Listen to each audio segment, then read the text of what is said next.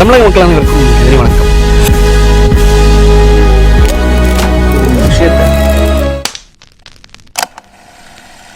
தமிழக மக்கள் அனைவருக்கும் நன்றி வணக்கம். ஸ்டெர்லைட், அதாவது ரீஓப்பன் ஆகும் ஸ்டெர்லைட் நிறுவனத்தை திறக்க போகிறாங்களாம். அதாவது நம்ம நாட்டோட வளர்ச்சியை கருத்தில் கொண்டு நம்ம இந்திய நாட்டுக்கு இதில் 40% ஆஃப் த காப்பரை ஸ்டெர்லைட் நிறுவனம் வந்து பூர்த்தி பண்ணிட்டு இருந்துச்சு. ஸ்டெர்லைட் நிறுவனம் பூர்த்தி பண்ணிட்டு இருந்ததை தாண்டி அதையும் தாண்டி வெளிநாடுகளுக்கும் எக்ஸ்போர்ட் பண்ணிட்டு இருந்தாங்க. வெளிநாடு எக்ஸ்போர்ட் பண்ணிட்டு இருந்த நம்ம இந்திய நாடு இன்னைக்கு சைனா போன்ற பல நாடுகள்கிட்டேருந்து ஒரு செல்ஃபோனாக இருந்தாலும் சரி, ஒரு ஈவி காராக இருந்தாலும் சரி, இல்லை சாதா காராக இருந்தாலும் சரி, இல்லை ஒரு சிமெண்ட் இண்டஸ்ட்ரியில் கூட, சாதா ஒரு கட்டுமானுக்கு தேவைப்படக்கூடிய பொருட்களை உற்பத்தி பண்ணக்கூடிய இண்டஸ்ட்ரியில் கூட, இல்லை சாதா ஒரு ஒயரில் கூட எல்லாத்துக்குமே காப்பர் தேவைப்படுது. நம்ம அன்றாட வாழ்க்கைக்கு தேவைப்படுற அனைத்து விஷயங்களுக்கும் காப்பர் தேவைப்படுது. இன்றைக்கி 25 மில்லியன் டன் காப்பர் நமக்கு இன்றைக்கி ஒரு ஆண்டுக்கு நம்ம இந்திய நாட்டுக்கு தேவைப்படுது. நாளைக்கு போக 15 மில்லியன் டன் காப்பர் நமக்கு தேவைப்படும்.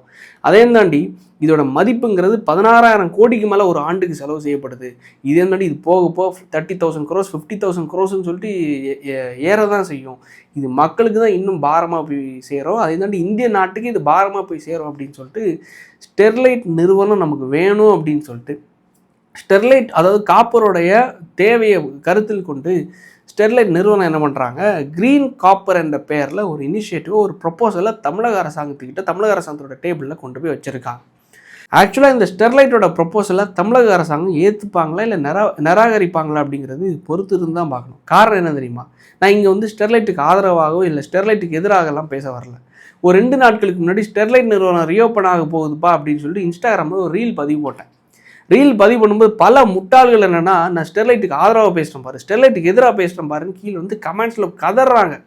ஆக்சுவலாக ஐஆர்இஎல்னு சொல்லிட்டு மணாலகுறிச்சியில் ஒரு ப்ராஜெக்ட் இருக்குது. இந்தியன் ரேர்லி எர்த்லி லிமிடெட்னு சொல்லிட்டு மத்திய அரசாங்கத்துக்கு கீழே செயல்படக்கூடிய ஒரு நிறுவனம்.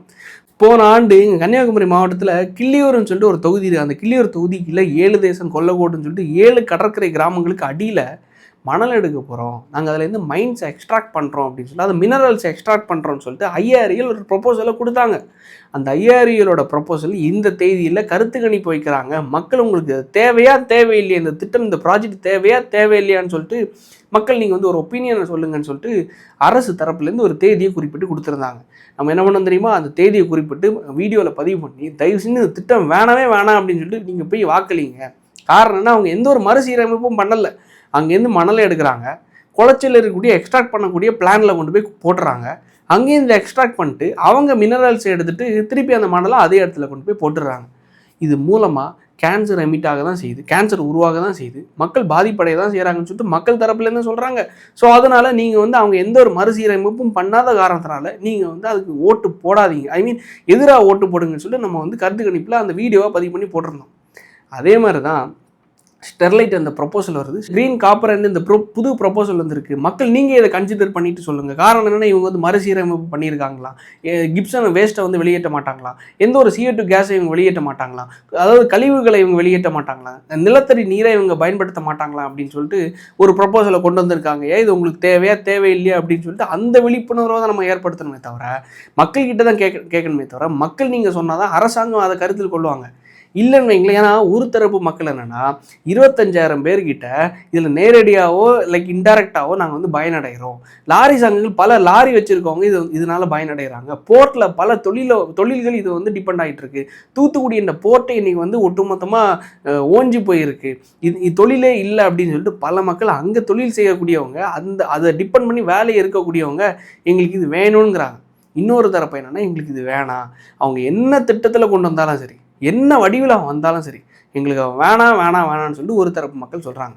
ஸோ இதோட ஒட்டுமொத்த ப்ரொப்போசலையும் இன்றைக்கி தமிழக அரசாங்கத்துக்கு முன் வச்சுருக்காங்க. சூயஸ் மாதிரி இது யாருக்கும் தெரியாமல் வந்துடக்கூடாதுங்கிறதுக்காக தான் இப்படி ஒரு திட்டம் வந்திருக்கு அப்படின்னு சொல்லிட்டு மக்கள் உங்ககிட்ட சொல்கிறாங்க. இது வேணுமா வேணாமா அப்படிங்கிறது மக்கள் நீங்கள் தான் முடிவு பண்ணணும்.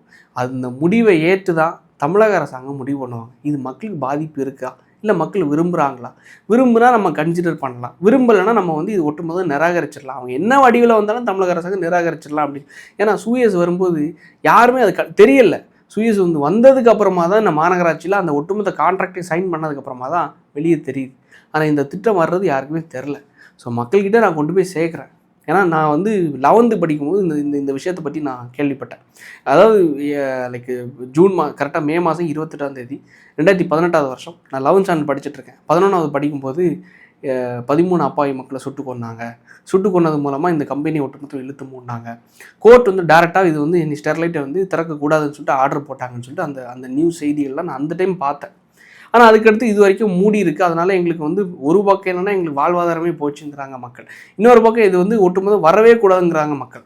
ஸோ இது நல்லதும் சரி கெட்டதும் சரி மக்கள் நீங்கள் தான் முடிவு பண்ணணும்.